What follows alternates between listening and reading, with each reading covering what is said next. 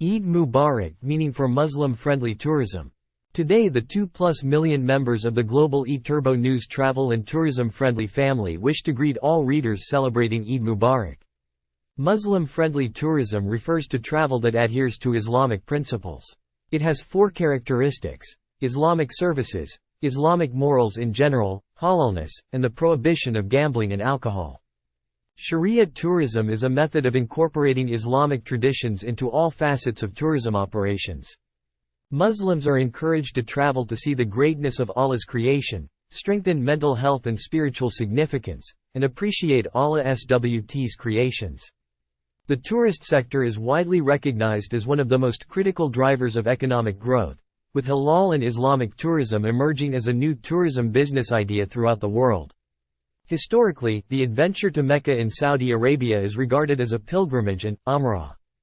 Islam is the world's second, fastest-growing, and most widely practiced religion. Today there are 1,703,146,000 Muslims in the world. This religion is based on the Quran, a religious text that followers of Islam believe is the direct word of God. Under Islam, Muhammad is considered the last prophet of God, and most believers adhere to his teachings. Followers of Islam are called Muslims. Friday launches the most important holiday for the Muslim community around the world. Historians believe that the practice of Islam originated in Mecca and Medina of Saudi Arabia during the early 7th century AD. Around this time, Muhammad began to share messages from the archangel Gabriel, who God had sent.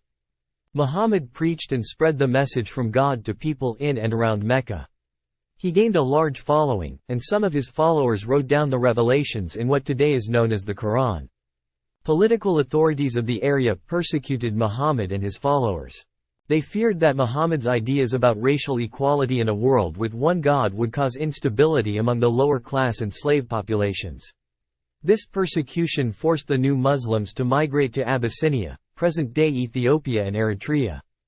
After several years of persecution, Muhammad, his family, and the religious converts migrated to Medina in present-day Saudi Arabia.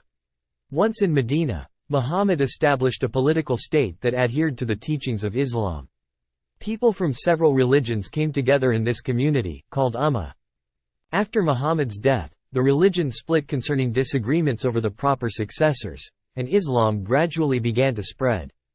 Today, Muslims living in non-Muslim countries can stay connected because of advanced communications technology.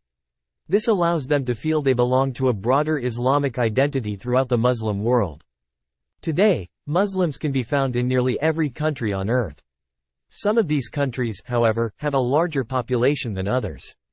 The top 10 largest Muslim populations can be found in Indonesia, 204,847,000, Pakistan, 178 million, India, 172 million, Bangladesh, 145,607,000, Nigeria, 93,839,000, Iran, 74,819,000, Turkey, 74,660,000, Egypt, 73,800,000, Algeria, 34,780,000, and Morocco, 32,381,000.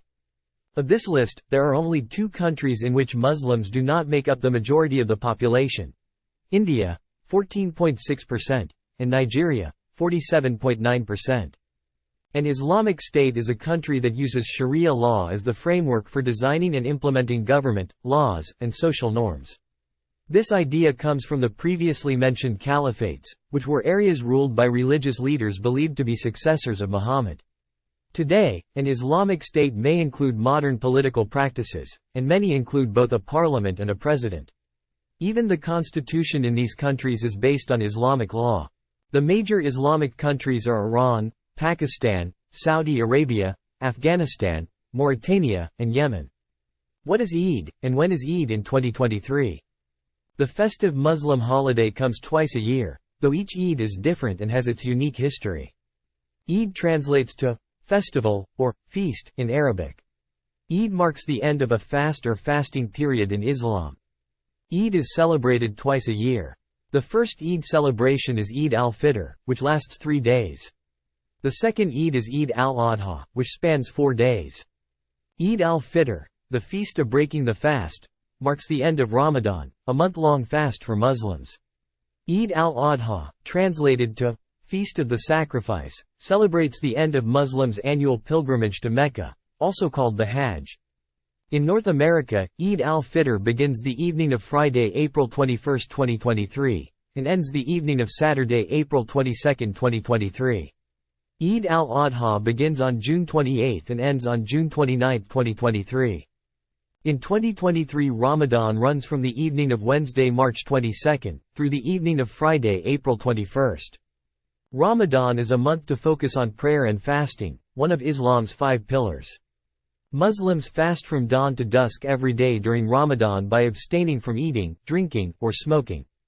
This means people observing can't chew gum, drink coffee, or drink water. Some Eid traditions include dressing up, snacking on some dates, and heading to a mosque for special prayers just after dawn. Afterward, it's recommended to take an alternative route home than the one you brought to the mosque, with the idea of spreading joy and riches everywhere you go and to the most people possible. Some families exchange gifts, and many Muslims give food to needy people. For Eid al-Adha, some celebrants slaughter an animal as a sacrifice. The animal's meat is cut into 3 parts.